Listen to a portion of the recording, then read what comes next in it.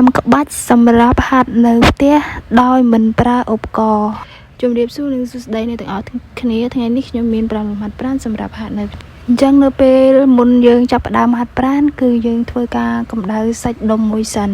អញ្ចឹងដូចអ្នកទាំងអស់គ្នាឃើញនៅក្នុងវីដេអូនឹងអញ្ចឹងយើង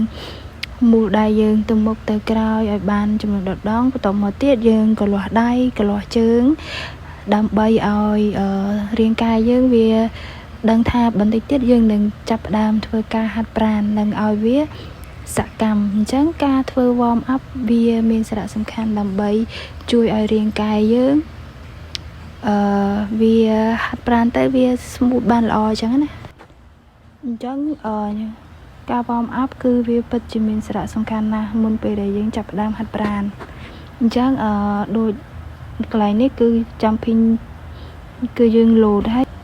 កន្លែងនេះគឺយើងលោតហើយលើកដៃឡើងលើអញ្ចឹងយើងលោតចំនួន10ដងបន្ទាប់មកទៀតយើងចូលក្បាច់ទី1អញ្ចឹងក្បាច់ទី1គឺមានឈ្មោះថា SWOT មុនដំបូងយើងឈរបើកជើងប៉ិនស្មាហើយយើងទាញមួយជើងយើងចេញទៅក្រៅបន្តិចបន្ទាប់មកយើងដកដង្ហើមចូលផតពោះទៅរកឆ្អឹងជំនីហើយយើងអង្គុយចុះឲ្យកែងជង្គង់យើងនឹងកុំឲ្យរេចុះរេឡើងហើយអញ្ចឹងចំពោះលំហាត់ប្រាណនេះដែរគឺយើងធ្វើ10ដងអញ្ចឹងសម្រាប់អ្នកហាត់ដំបូងគឺយើងធ្វើ10ដងគុណនឹង3ចាប់ន័យថាយើងធ្វើ3ជុំសម្រាប់លំហាត់ប្រាណនេះដែរចំពោះលំហាត់ប្រាណទី2គឺមានឈ្មោះថា push up អញ្ចឹងចំពោះលំហាត់ប្រាណនេះដែរគឺយើងដាក់កែងដៃយើងឲ្យស្មើនឹងស្មាសិនបន្ទាប់មកទៀតយើងរៀបខ្លួនយើងឲ្យស្រួលសិនមុននឹងយើង